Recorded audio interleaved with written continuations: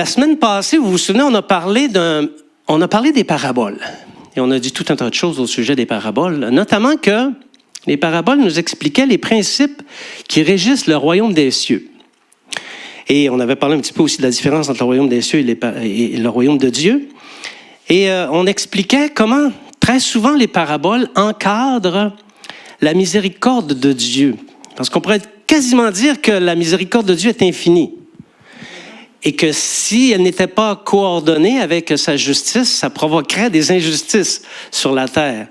Et les paraboles nous ont enseigné là-dessus. Et on a parlé de ça. Et aujourd'hui, on va entrer profondément dans la miséricorde de Dieu pour en parler et vous entretenir là-dessus. Qui est semblable à Dieu? Nul n'est semblable à Dieu. Parce que Dieu est bon. Et ce Dieu que nous connaissons, c'est un Dieu de miséricorde. C'est l'une de ses grands attributs, sa miséricorde. Et c'est ce qui caractérise aussi notre Dieu par rapport aux autres dieux, parce que les autres dieux des autres nations se présentent souvent comme des dieux dévorants. Ils dévorent leurs adhérents, OK? Souvent, ils vont demander des vies en tribu ou de grands sacrifices sur le corps.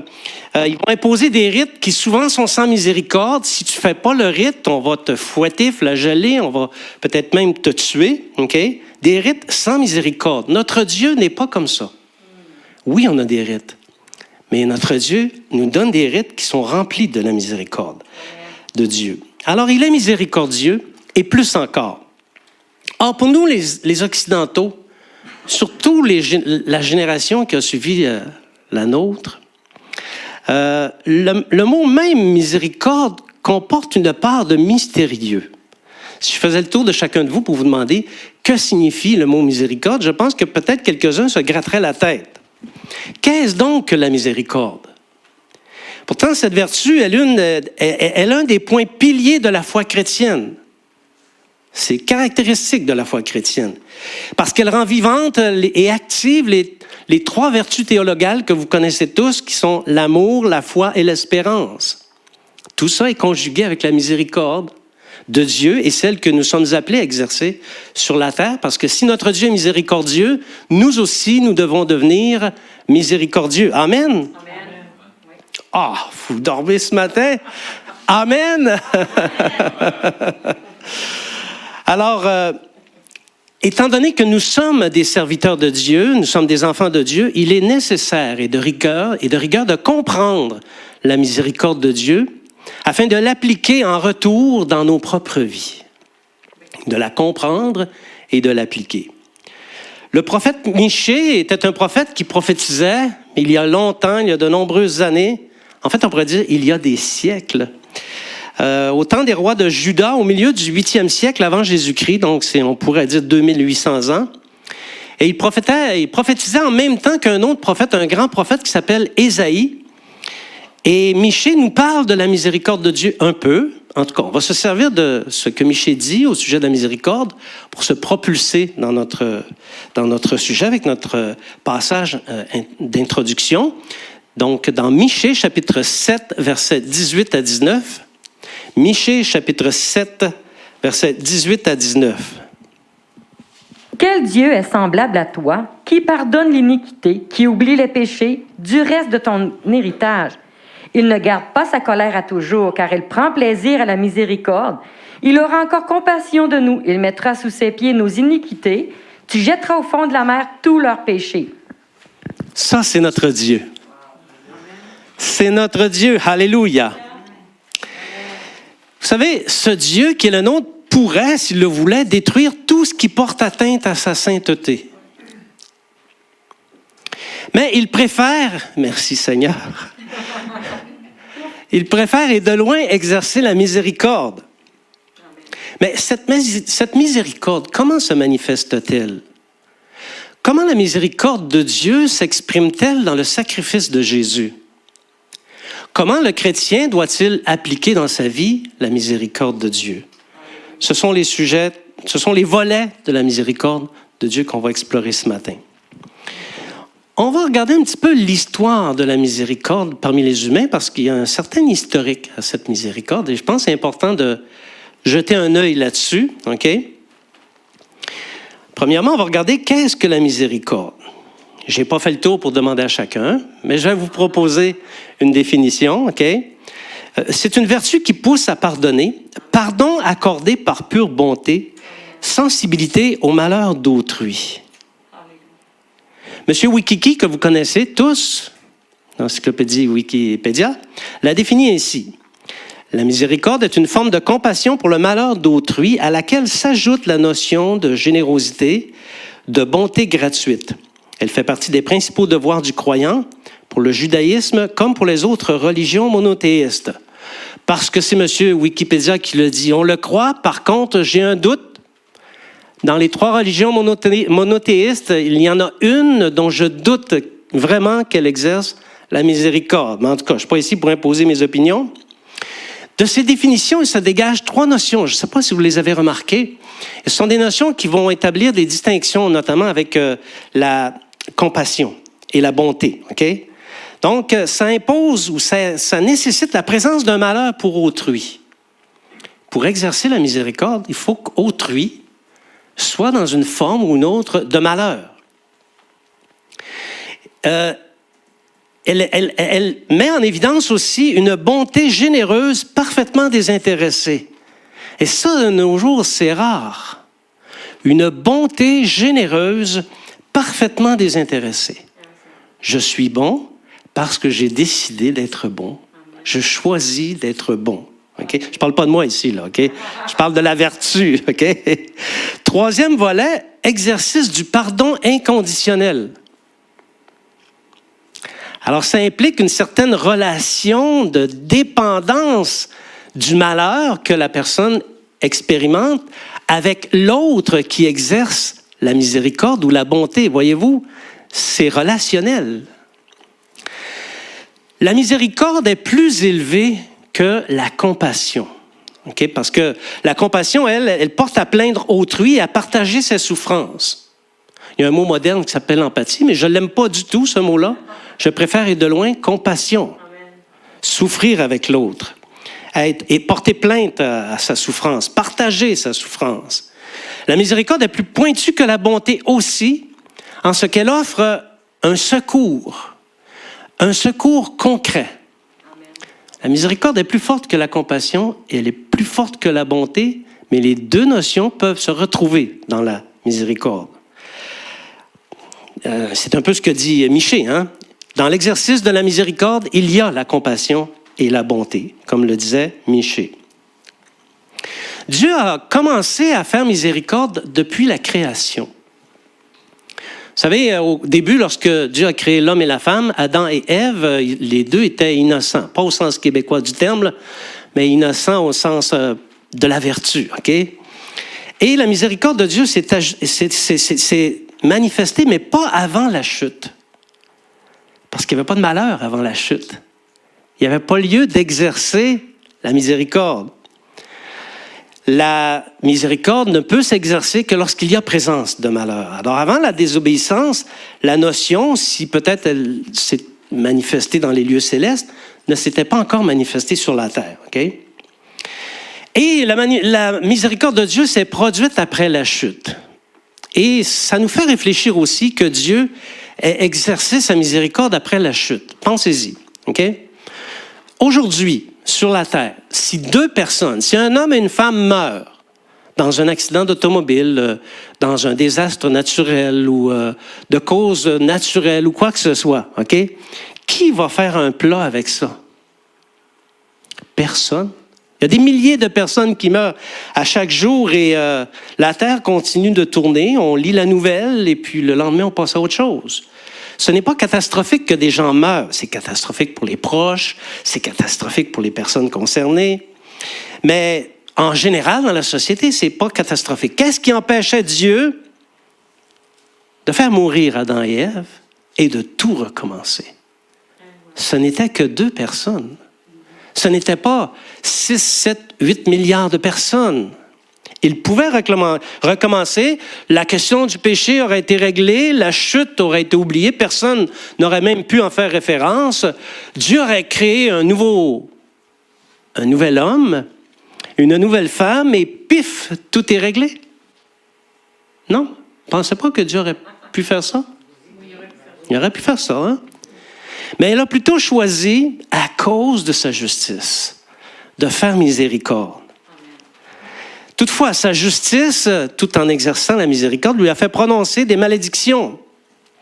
Malédiction contre le serpent, malédiction contre la femme. Dieu a été sévère envers la femme. Et malédiction envers l'homme. Il lui a envoyé notamment les moustiques. Vous savez que j'aime pas les moustiques, hein? Et la malédiction, par la suite, s'est répandue dans toute la création. Et ça a été un grand malheur pour le genre humain.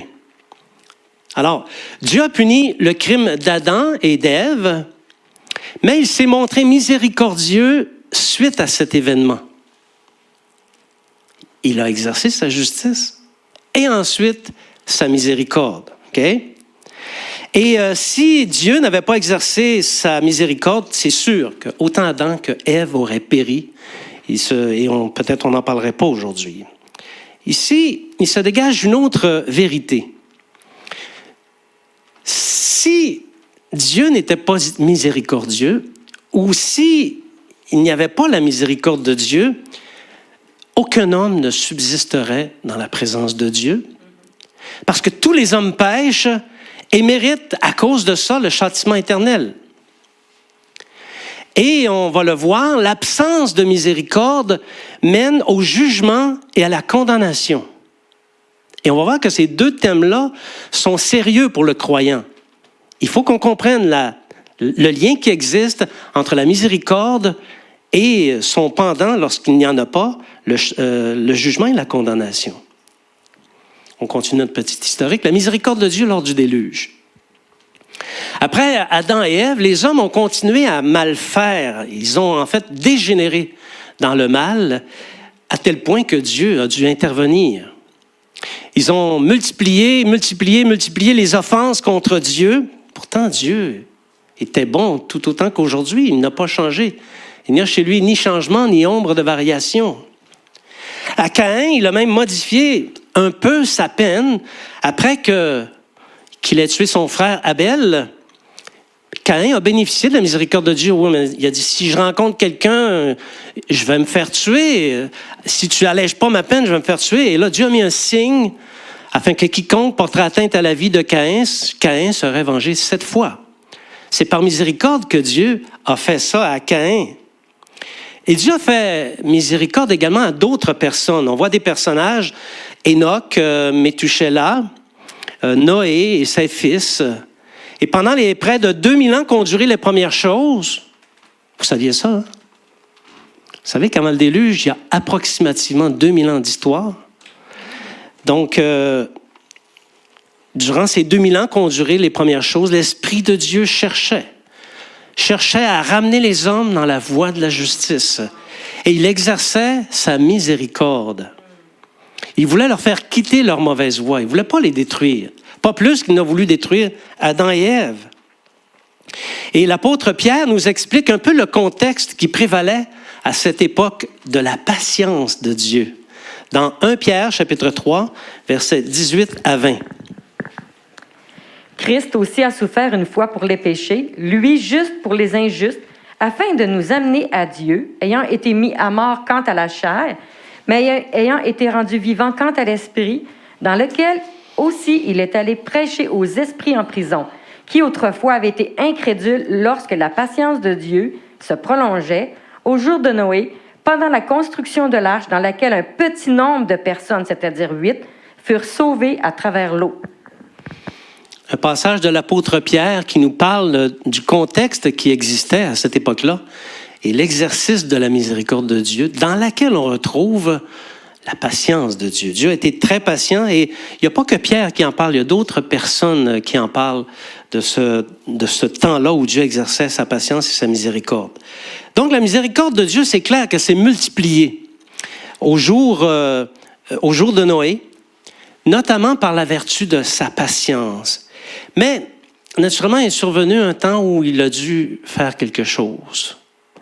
Il y a toujours un temps où Dieu, après avoir été patient, doit faire quelque chose, parce que c'est aussi un Dieu juste.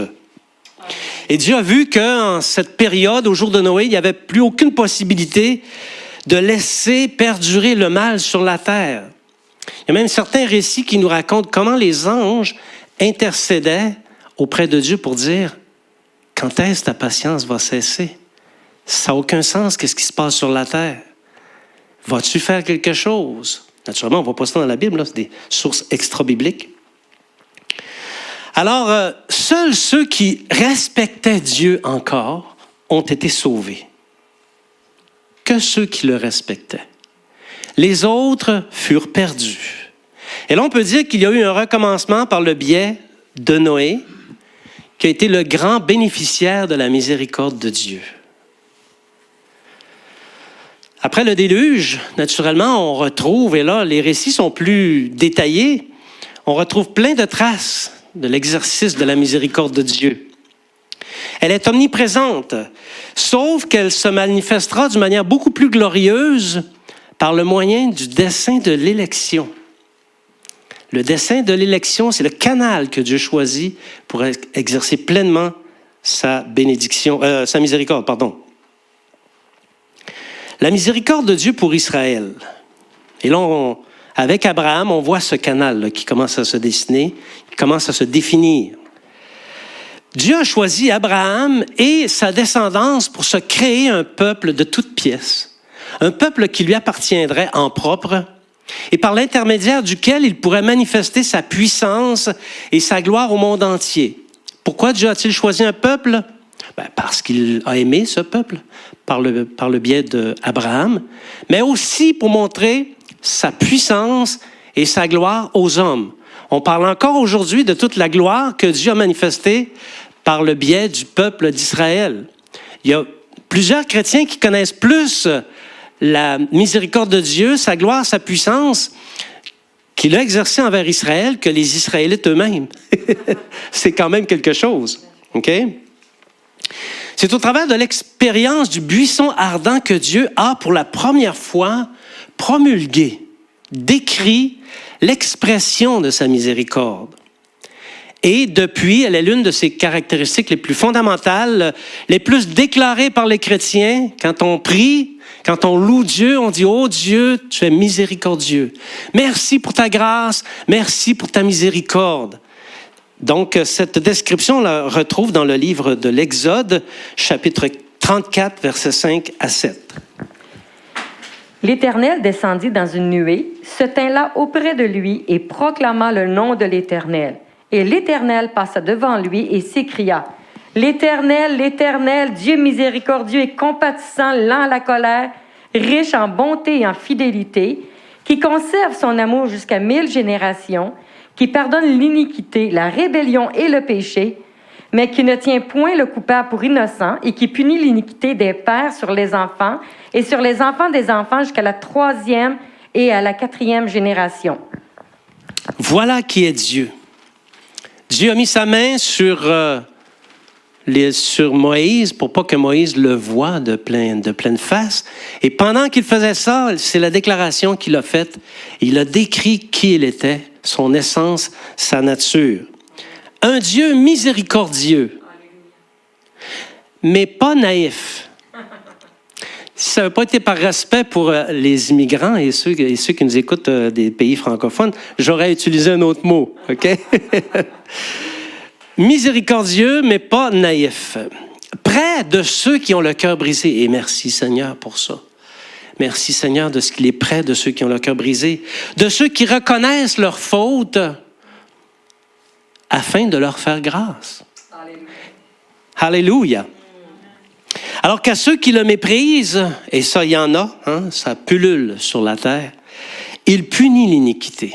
Il ne laisse pas l'iniquité impunie. Au sein même du peuple d'Israël, ce peuple qu'il s'est choisi, peuple qui incidemment n'a jamais cessé de lui résister. Sincèrement, quand je lis les récits de l'histoire d'Israël, si j'avais été Dieu, il y a longtemps que moi j'aurais rasé. OK? J'aurais donné un grand coup de balai. Ils veulent pas comprendre. Check-moi bien aller. Tu sais? Mais Dieu est miséricordieux. OK? Malgré la résistance d'Israël, Dieu a constamment exercé sa miséricorde envers lui. Et on voit ça, hein, quand Israël s'égarait, Dieu faisait un prodige. Il apparaissait au milieu d'un rocher, suscitait un libérateur. Il se choisissait un roi qu'il bénissait. Il délivrait de certaines invasions. Des centaines de milliers de gens mouraient par pur exercice de la miséricorde de Dieu. Donc, Israël est la preuve ultime de ce que Dieu a dit à Moïse lorsqu'il a passé au-dessus de lui dans le buisson. Israël nous prouve que ce que Dieu a dit au buisson est vrai. Parce que c'est exactement ça qu'il a fait avec Israël. Il a pardonné les péchés, mais il n'a pas tenu pour innocent le coupable. Il a châtié, puis il a fait miséricorde. C'est important, mes bien-aimés, de comprendre ça. C'est important, OK? Parce que dans le cas d'Israël, on a dit qu'il y avait 3 volets tout à l'heure pour l'exercice. 3 volets qui étaient en présence dans l'exercice de la miséricorde. La présence d'un malheur pour autrui. Donc, la présence du malheur pour Israël découlait de ses rébellions. Parce que Dieu était juste, il le châtiait. Israël était dans le malheur. Le deuxième volet, on parlait d'une bonté généreuse, parfaitement désintéressée. Et Dieu, pour Israël, a exercé une bonté généreuse et parfaitement désintéressée. Troisième volet, on disait exercice du pardon circonstanciel. Il a pardonné Israël en dépit des circonstances. Là où nous, on aurait donné un coup de balai, lui, il a pardonné. Alléluia. Et ensuite, Dieu a révélé, a relevé son peuple, et le relèvement, c'est le produit de la miséricorde de Dieu. Amen, vous êtes avec moi? Oui. Est-ce que c'est instructif? La miséricorde de Jésus. Oui, parce que la grande miséricorde de Dieu, c'est bien le sacrifice de Jésus, la venue de Jésus sur la terre, n'est-ce pas? Jésus a paru sur la terre et tout au long de son ministère, il a montré et exercé une grande miséricorde. Et il l'a enseigné à ses contemporains, de différentes manières, pas que par des mots.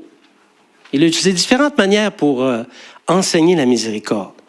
Tous ces miracles, ces guérisons, ces prodiges étaient l'expression de la miséricorde de Dieu envers les hommes. Détresse des hommes, bonté généreuse et pardon, nos 3 volets sont en présence. Souvent, il pardonnait avant de produire le miracle, le prodige ou la guérison. Par exemple, au paralytique, il disait « Prends courage, mon enfant, tes péchés sont pardonnés. » Y as-tu vu que j'étais couché sur un lit et que je ne suis pas capable de bouger? J'aimerais bien ça qu'ils me disent de me lever. J'ai pas besoin de faire pardonner mes péchés. Coucher sur un lit, j'en fais pas bien, Seigneur, des péchés, là. Il a commencé par pardonner les péchés. Et ensuite, il a exercé sa miséricorde, qui a été amorcée par la foi du paralytique, parce que le paralytique n'a pas raisonné comme je viens de le faire. Le paralytique avait les regards tournés vers Jésus dans l'attente de l'exercice de sa bonté et de sa miséricorde. À cette femme pécheresse également qui pleurait sur lui dans la maison de Matthieu, pas dans la maison de Matthieu, mais dans la maison d'un pharisien. Elle pleurait et le pharisien disait, si c'était vraiment un prophète, il saurait que cette femme est une pécheresse. Et Jésus a dit, femme, tes péchés sont pardonnés. Alléluia. Ta foi t'a sauvé. Vas en paix. Pure miséricorde. Elle aussi exercée amorcée, c'est-à-dire par la foi. On se rappelle également de cette foule qui s'était réunie pour lapider la femme qui était prise en flagrant délit d'adultère. Eux, ils étaient en plein droit de la lapider. La loi, ils l'ont dit à Jésus, la loi nous autorise à lapider de telles femmes. Toi, tu dis quoi, toi? OK? Donc, ils avaient le droit et ils n'étaient pas obligés non plus de faire miséricorde. Et là, Jésus, à cette occasion, a donné une grande leçon à la foule. Il a dit cette phrase célèbre que tous les hommes répètent constamment, de toutes les langues, dans toutes les nations, que celui de vous qui est sans péché jette le premier la pierre. Et les plus vieux, parce que plus conscients de leur défaillance, ont commencé à quitter jusqu'aux plus jeunes. Et finalement, la femme est restée toute seule. La femme, le Seigneur, et le Seigneur a regardé, la foule était partie, et il lui demande, « Femme, où sont ceux qui t'accusaient? Personne ne t'a-t-il condamné? » Ils avaient le droit. Ils avaient le droit de la condamner. Et elle répondit, « Non, Seigneur. » Et Jésus lui dit, « Je ne te condamne pas non plus. Va et ne pêche plus. » Amen. Grand exercice de miséricorde. Pure miséricorde. Et dans ces exemples, Jésus prouve qu'en présence d'attitudes de repentance et de foi, c'est très important, OK? La miséricorde triomphe du jugement. S'il n'y a pas ces deux attitudes, la miséricorde ne peut s'exercer et elle ne peut triompher du jugement. Va et ne pêche plus. Peut-être qu'on devrait se répéter cette petite phrase-là souvent dans notre quotidien. Je vais aujourd'hui, mais je ne pêcherai pas. Je vais avec Jésus, mais je ne pêcherai plus. Et à d'autres, Jésus va ajouter ceci. Voici, tu as été guéri, ne pêche plus de peur qu'il ne t'arrive quelque chose de pire.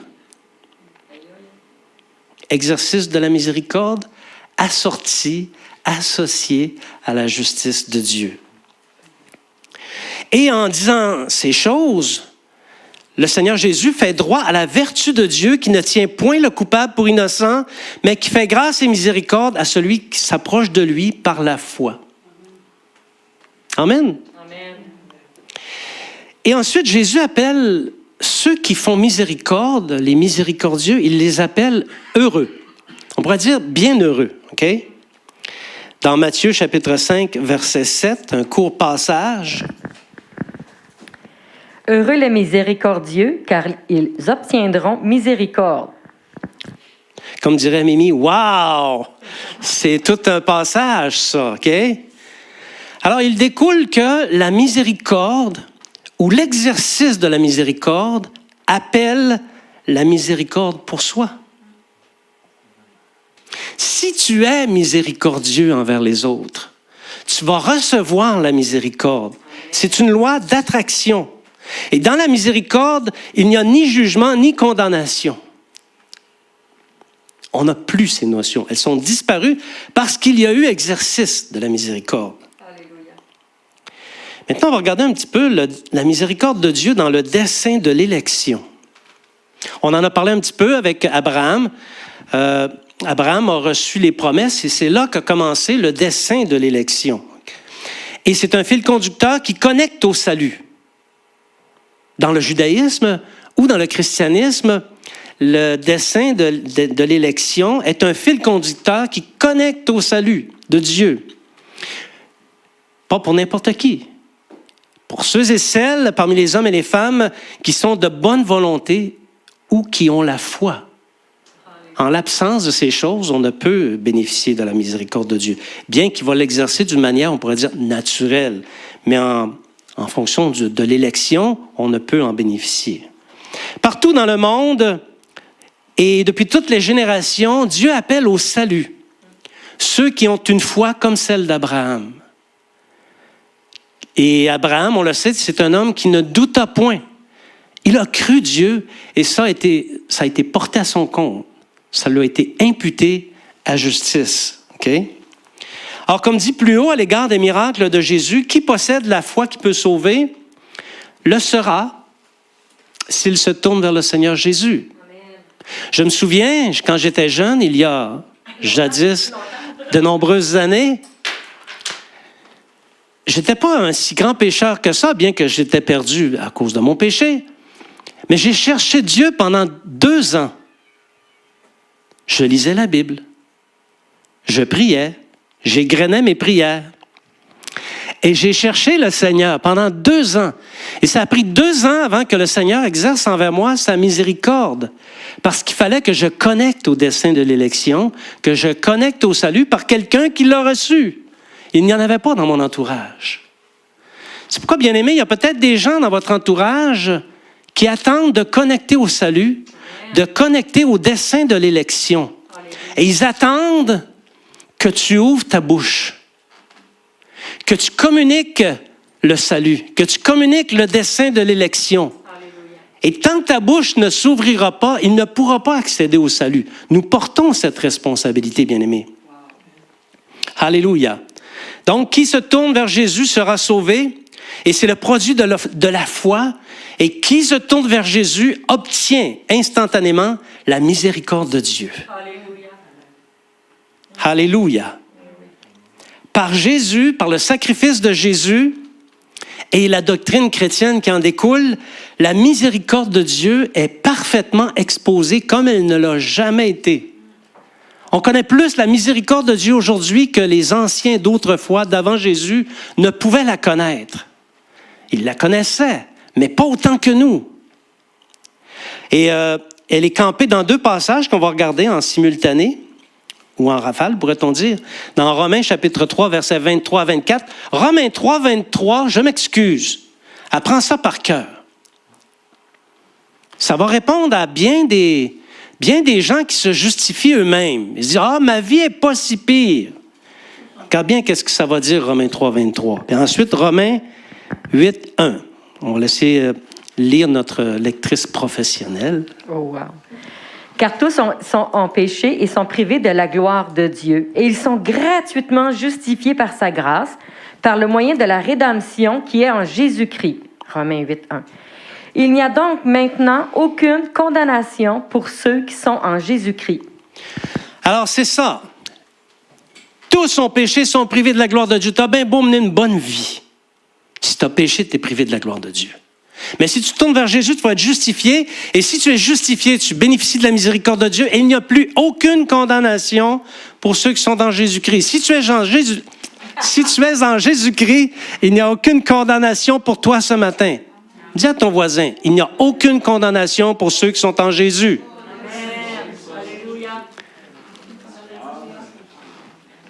Alléluia. Alors la foi active la miséricorde de Dieu et celui qui croit obtient miséricorde et échappe au jugement. Terminé. Exit le jugement. Or, cette justice devant Dieu a pris naissance dans l'alliance faite avec Abraham. Le fil conducteur remonte jusqu'à Abraham.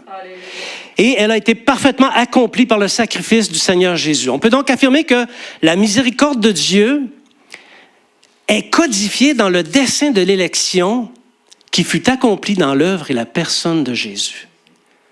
On peut comprendre la totalité de la miséricorde de Dieu par le sacrifice et l'œuvre de la personne de Jésus. Amen. Si tu as cru en Jésus, et je sais que tu as cru en Jésus, et toi aussi qui regardes à distance, je sais que tu as cru en Jésus, tu es le bénéficiaire de la miséricorde de Dieu et tu échappes au jugement. Si ton cœur cesse de battre demain matin, ou là, présentement, fais pas ça, OK? Mais si ton cœur cesse de battre, tu t'en vas dans la présence de celui qui a exercé sa miséricorde envers toi. Alléluia, qui a pardonné tes péchés et qui t'a fait don de la vie éternelle. Amen. C'est bon, c'est grand. Alléluia. Merci Seigneur.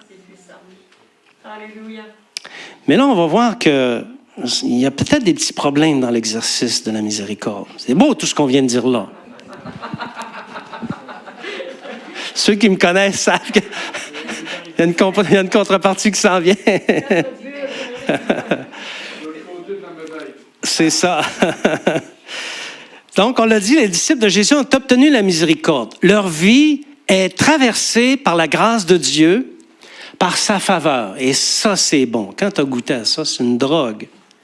Par le sang de Jésus, ils sont devenus propices dans le lieu très saint. Vous vous souvenez tous de la signification de ce propitiatoire, hein, qui est le lieu de communion entre le tabernacle et le sang, si on veut.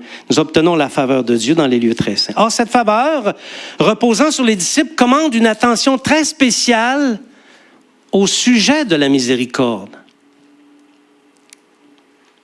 Les disciples de Jésus-Christ doivent être miséricordieux sans condition.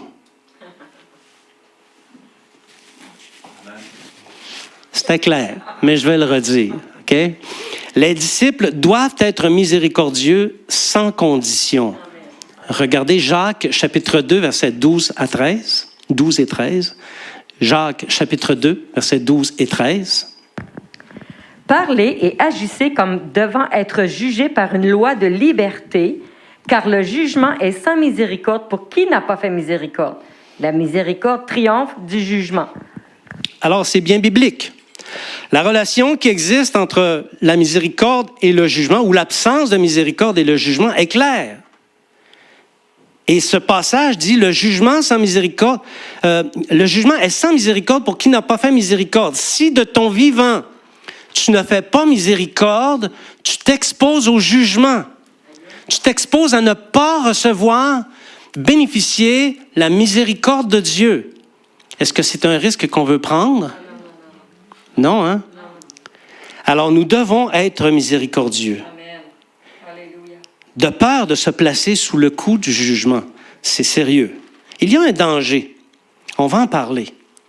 Pour le croyant, pour le disciple. C'est le danger de la religion. Tout le monde, vous connaissez la différence entre la religion et la foi en Jésus. Ça, je suis convaincu que si je faisais le tour de chacune des personnes ici, vous auriez la bonne réponse. OK? Vous auriez 100% à cette question-là. Donc, la religion, c'est l'art de ramener la relation d'intimité qui doit exister entre le croyant et Dieu à des considérations purement rituelles ou humaines qui n'ont pas vraiment rien à faire avec la foi. Bon, la religion, ça, c'est un poison à miséricorde. Veux-tu faire mourir la miséricorde dans ton cœur? Sois un bon religieux. Tu vas la faire mourir. Le sacré dans la religion, ça existe. Ça occupe une place très importante. Et on comprend qu'aucun croyant ne veut profaner les choses saintes. On comprend ça, OK? Et d'autant plus qu'on l'a vu dans une série il n'y a pas tellement longtemps qu'il y a certaines profanations qui peuvent entraîner la mort. Wow, Régent, ça c'est dans l'Ancien Testament. Non, monsieur, non, madame. Il y a des profanations aujourd'hui, lorsqu'elles sont faites par des chrétiens, des chrétiennes, nés de nouveau, remplis du Saint-Esprit, qui peuvent entraîner leur mort. On en a vu une dizaine, nous, de gens qui ont profané les choses saintes et qui en ont payé le prix de leur vie. OK? Alors, mais ça, on comprend ça. On comprend qu'il y a des choses comme ça qui sont graves et que c'est important de veiller sur la sainteté de notre culte et de notre service envers le Seigneur. Amen. Mais il reste une chose, même les congrégations chrétiennes authentiques peuvent éprouver des problèmes d'exercice de la miséricorde. Parce que la ligne entre le sacré du culte à Dieu et une relation authentique avec lui peut être plus ou moins rigide. Dans nos milieux, on va dire légaliste. Ah, lui, c'est un chrétien légaliste. Elle, c'est une chrétienne légaliste. Tu sais? Donc, lorsqu'on enlève l'esprit de la parole pour n'appliquer que le rite, il peut arriver qu'on fasse des entorses à l'exercice de la miséricorde. En fait, plus le culte à Dieu est rigide, c'est-à-dire conduit par des rites religieux plutôt que par la miséricorde, plus il y a risque de poser des gestes qui ne plaisent pas au Seigneur. Parce que le Seigneur Jésus a placé la miséricorde au-dessus des rites religieux, tel qu'il a dit dans Matthieu, chapitre 12, verset 7. Matthieu, chapitre 12, verset 7. Si vous saviez ce que signifie « je prends plaisir à la miséricorde et non au sacrifice », vous n'auriez pas condamné des innocents. Ici, ce passage, ce ne sont pas les hommes qui prennent plaisir à la miséricorde et au sacrifice, mais c'est Dieu. Mais les hommes doivent comprendre ce que Dieu veut dire par là pour adopter une conduite similaire à celle de Dieu. C'est pour ça que Jésus a dit ce passage. Alors, ces mises en garde que le Seigneur Jésus donne ne veulent pas dire que les rites religieux ne sont pas bons ou que la confession ou le culte chrétien n'est pas bon. C'est pas ça que ça dit, là. Okay, ça ne concerne pas la gestion des inconduites, parce qu'il peut y avoir des inconduites dans une congrégation. Et la gestion des inconduites a été bien enseignée par le Seigneur. On sait quoi faire. Lorsqu'il arrive une inconduite, on sait quoi faire. On applique les processus que le Seigneur nous a dit. OK? Mais dans ces cas, il faut gérer l'inconduite dans un premier temps et ensuite exercer la miséricorde. Non? Oui ou non? Oui. Oula. Est-ce que je dois répéter ou... Donc, comme on l'a dit précédemment, la miséricorde implique la présence d'un malheur pour autrui, une bonté généreuse parfaitement désintéressée et l'exercice du pardon circonstanciel. Alléluia. L'inconduite de la part d'un chrétien, ça rend malheureux. Ça rend malheureux, OK? Mais une fois qu'elle est traitée, elle peut recevoir les bienfaits de la miséricorde. Alléluia. C'est pas là qu'est le problème. Le problème, c'est quand, au nom de la religion, on commet des injustices. Comme ce fut le cas pour les pharisiens et les scribes du temps de Jésus qui ne faisaient que ça. Ils appliquaient la religion et commettaient des injustices. Matthieu chapitre 23, verset 23. Malheur à vous, scribes et pharisiens hypocrites, parce que vous payez la dîme de la menthe, de l'âneth et du cumin, et que vous laissez ce qui est le plus important dans la loi, la justice, la miséricorde et la fidélité. C'est là ce qu'il fallait pratiquer sans négliger les autres choses. Alors, il faut comprendre ça également pour nous. Les 3 piliers de la religion chrétienne devraient être la justice, la miséricorde et la fidélité. Et c'est ça que nous devons pratiquer. Vous savez que la condamnation à mort de Jésus reposait sur une assertion religieuse sans issue. Le vrai Christ ne pouvait pas s'en sortir. Parce que les pharisiens et les scribes savaient que le Messie devait venir. Et quand on regarde les évangiles, on s'aperçoit que quand Jésus est apparu, il y avait une effervescence chez les Israélites quant à la venue imminente du Messie. C'est comme si le Saint-Esprit communiquait à ceux qui avaient la foi qu'il était sur le point d'accomplir ce miracle de la venue du Messie. Donc, c'était pas quelque chose de surprenant que le Messie devait venir. Et naturellement, à partir du moment où Dieu fait une promesse, je vais envoyer mon Messie, il faut s'attendre à un moment donné à voir cette promesse s'accomplir, parce que Dieu l'a promis. Toutefois, dans leur compréhension de ce fait, de la part des pharisiens et des scribes, personne en dehors de leur judaïsme à eux n'avait le droit de se déclarer Messie sans être assimilé à un profanateur ou à un blasphémateur. C'était impossible que quelqu'un qui n'était pas dans leur milieu puisse se déclarer Messie. Et même dans leur milieu. OK? Donc, tout Messie, quel qu'il soit, était donc condamné à l'avance par la religion. C'est dangereux, la religion. C'est pourquoi l'avertissement de Jésus est très important pour les églises. Le passage qu'on vient de lire dans Matthieu 23, 23. Très important pour l'Église. Les églises doivent donner vie à l'exercice de la miséricorde par les 3 piliers de la religion authentique que sont la justice, la miséricorde et la fidélité. Amen? Vous êtes avec moi? Oui. Toujours? Oui. On entre dans le dernier grand droit. Le danger du manque de pardon. Le pardon, on l'a vu, c'est intimement lié à l'exercice de la miséricorde. Plus encore pour ceux qui ont obtenu leur pardon, le pardon de leurs péchés. C'est vraiment très, très important. Et l'épisode du méchant serviteur, je ne vais pas le lire, mais je vais vous donner les détails que vous avez besoin, nous donne une bonne illustration de cette vérité, OK? Le méchant serviteur devait 1 million de dollars. C'est un chiffre comme ça là, que je lance, OK? Là. Il devait 1 million de dollars à son maître et le maître a décidé de récupérer son argent. Alors, ce serviteur-là n'avait pas de quoi payer, c'est certain, là, OK? Et là, le maître, de plein droit, a exercé un jugement. Qu'il soit vendu, lui, sa femme, ses enfants, et comme ça, la dette va être acquittée. Est-ce que tu t'imagines ça d'ici? Est-ce que tu vois la scène? Ton mari est vendu, tu es vendu avec lui, puis tes enfants aussi sont vendus avec toi à quelqu'un d'autre qui va t'imposer un joug de servitude. Est-ce qu'on est capable d'imaginer ça? Ben moi, je vais vous dire, non, je ne suis pas capable. Mais je sais une chose, je comprends que c'était grave, OK? Je comprends ça. Mais ce maître, pas ce maître, mais ce serviteur s'est jeté à genoux. Et il a imploré le maître. Il a dit, sois patient. Et je te paierai tout. Ému de compassion, compassion. Il alla plus loin que celle-ci et exerça la miséricorde en accordant au serviteur ce qu'il demandait.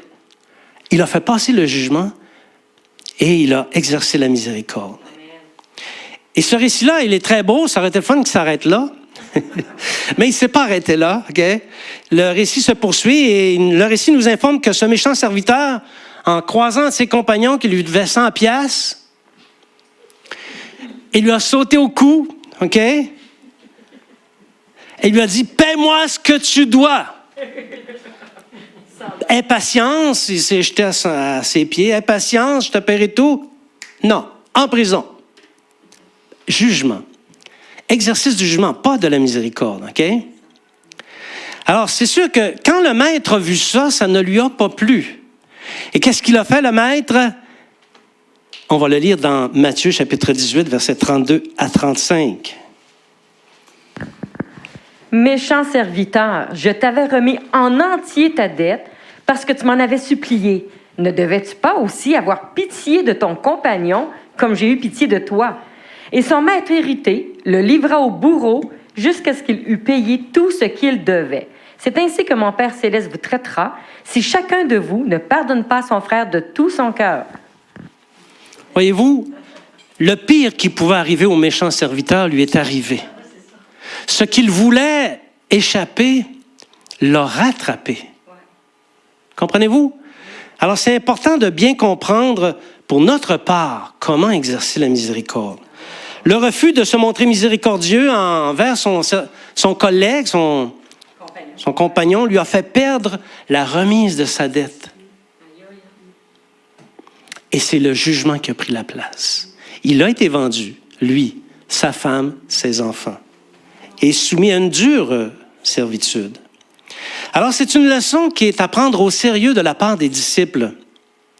J'ai 2 questions pour toi. Jusqu'à présent, je n'ai pas posé beaucoup de questions. J'ai été assez tranquille, OK? Mais là, j'ai 2 questions pour toi ce matin.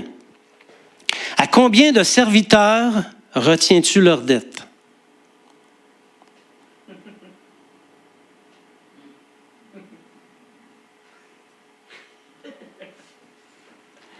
À combien de serviteurs serres-tu le cou pour qu'ils paient ce qu'ils t'ont fait? 2 bonnes questions, hein? La miséricorde lance cet appel. Heureux les miséricordieux, car ils obtiendront miséricorde. Alléluia. Amen. Amen. Les bonnes attitudes. Nous avons établi que Dieu est parfaitement miséricordieux. Lui, il n'est pas en défaut là-dessus, OK? Notamment dans la proclamation de son nom qu'on a lu tout à l'heure, l'Éternel, Dieu miséricordieux et compatissant, lent à la colère, riche en bonté et en fidélité, qui conserve son amour jusqu'à 1000 générations, qui pardonne l'iniquité, la rébellion et le péché, mais qui ne tient point le coupable pour innocent, et qui punit l'iniquité des pères sur les enfants et sur les enfants des enfants jusqu'à la 3e et à la 4e génération. On a lu ça. Dieu affirme qu'il prend plaisir à la miséricorde, c'est-à-dire qu'il éprouve de la joie. Hein, au Québec, quand on dit qu'une chose est plaisante, c'est parce qu'on a du fun, puis si on a du fun, ça stimule notre joie. OK? Donc Dieu dit, je prends plaisir, donc il a de la joie. Il éprouve de la joie lorsqu'il exerce la miséricorde aux vivants qui viennent à lui, parce qu'il faut aller à lui. Il faut se jeter à ses pieds. OK? Jésus et les apôtres qui ont suivi ont bien campé les ingrédients de l'exercice de la miséricorde. Or, l'examen des attitudes qui favorisent l'exercice de la miséricorde, tant pour ceux qui l'accordent que pour ceux qui en sont les bénéficiaires, un jour, c'est toi qui accordes la miséricorde. Le jour suivant, c'est toi qui reçois miséricorde. OK? Mais ça démontre que de toutes les attitudes, celle qui est la plus importante, c'est celle de l'humilité. Se jeter aux pieds et non pas au cou.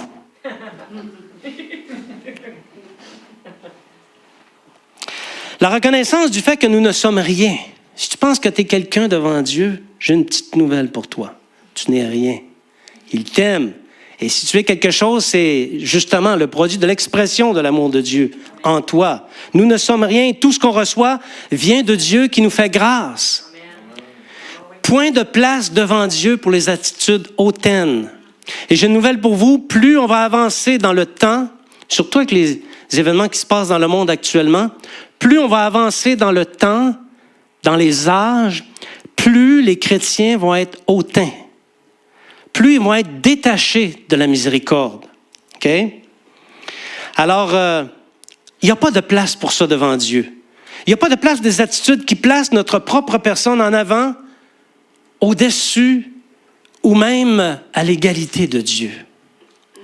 Les bonnes manières de baigner dans la miséricorde, tant pour l'obtenir que pour en faire bénéficier les autres, si tu veux être miséricordieux, baigne dans la parole de Dieu. Amen. Alléluia. Pas pour la lire, pas pour la connaître, pour la mettre en pratique. Pas une fois de temps en temps, tout le temps. Pas le dimanche, tous les jours de la semaine. Amen. Pas juste avec les chrétiens, surtout avec ceux qui ne connaissent pas le Seigneur. Parce qu'eux, ils ne connaissent pas le Seigneur, ils n'ont pas la Bible. Et sais-tu comment ils peuvent faire pour être mis au contact de la Bible? Comment ils peuvent faire pour lire la Bible? C'est en lisant tes comportements. Parce que tes comportements trahissent ce qu'il y a dans ton cœur. Si c'est la Bible, tu vas trahir la Bible. Tu vas parler de la Bible. Tu vas t'exprimer comme la Bible.